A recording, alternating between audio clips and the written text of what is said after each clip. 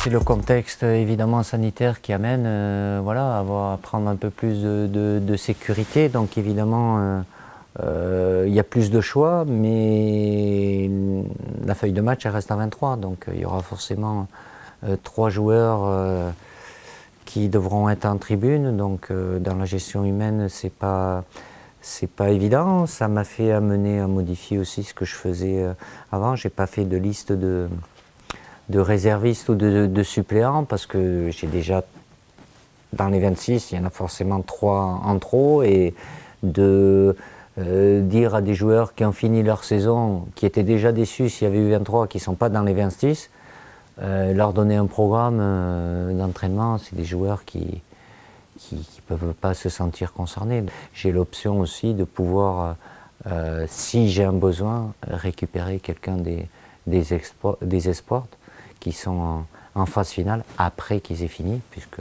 si tout se passe bien, et c'est tout le mal que je leur souhaite à Sylvain Ripoll, la finale c'est le 6 et nous on commence le 15 et j'ai toujours la possibilité jusqu'au 14 soir de pouvoir changer sur blessure ou sur Covid, donc j'ai toujours cette option-là au cas où.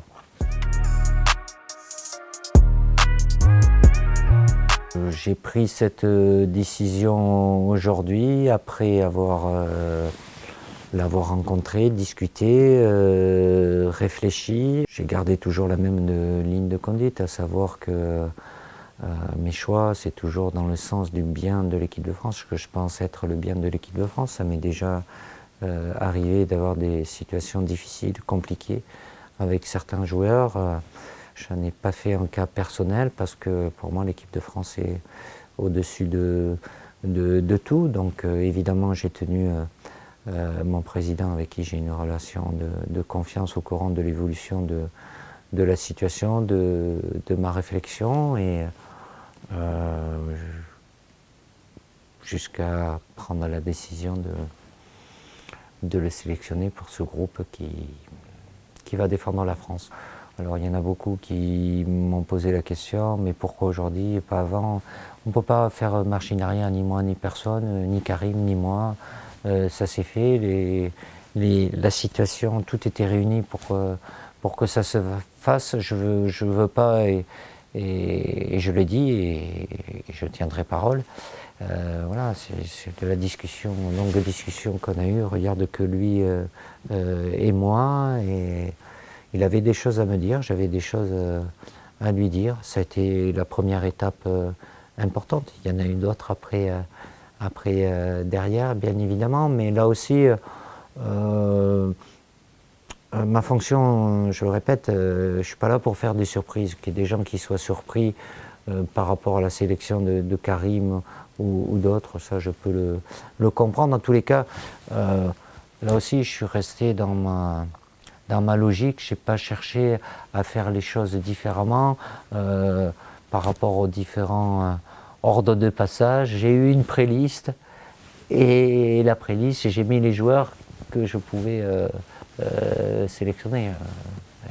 Vous ne saurez pas tous les noms, bien évidemment, mais voilà. Après, j'ai bien conscience de la grande responsabilité qui est la mienne, de par les choix que je suis amené à faire. Et je ne vais pas dire cette capacité, mais je sais très bien que malheureusement, je ne peux pas faire plaisir à tout le monde. Alors j'en fais des heureux, mais je sais qu'il y en a aujourd'hui qui sont tristes et qui sont déçus, et qui auraient pu y être. Mais bon, après, même s'il y a 3 places en plus, ben, il y aura toujours des joueurs qui ne seront pas sélectionnés.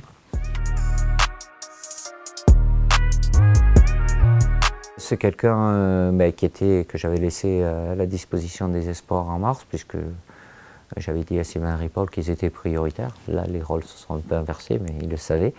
Et qu'on suivait déjà avant aussi, qui fait une très belle saison à Séville.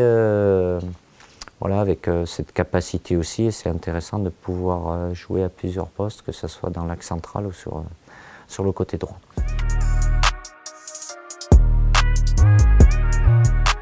Je suis serein, tranquille, je sais que c'est la première étape pour avant. Il y en aura d'autres, mais là, même si ce n'est pas la liste officielle, ça sera le 1er juin, celle que je transmets à l'UEFA, mais je ne vais pas utiliser de grands mots à un moment solennel, c'est une habitude que j'ai depuis un petit moment, puisque depuis 2014, c'est la 4e fois que ça m'arrive de faire une liste pour une grande compétition. Je sais très bien qu'il y a des attentes, il y a des déçus. Voilà, avec mon staff, on fait ça de manière très calme, posée, beaucoup de discussions, beaucoup d'analyses, en ayant le maximum d'éléments, avec évidemment le staff médical aussi, parce que il y a toujours des impondérables, pour ne pas faire de révélations, mais je l'ai déjà dit, voilà, un joueur comme Anthony Martial était susceptible, mais bon, aujourd'hui, sa condition athlétique ne permet pas.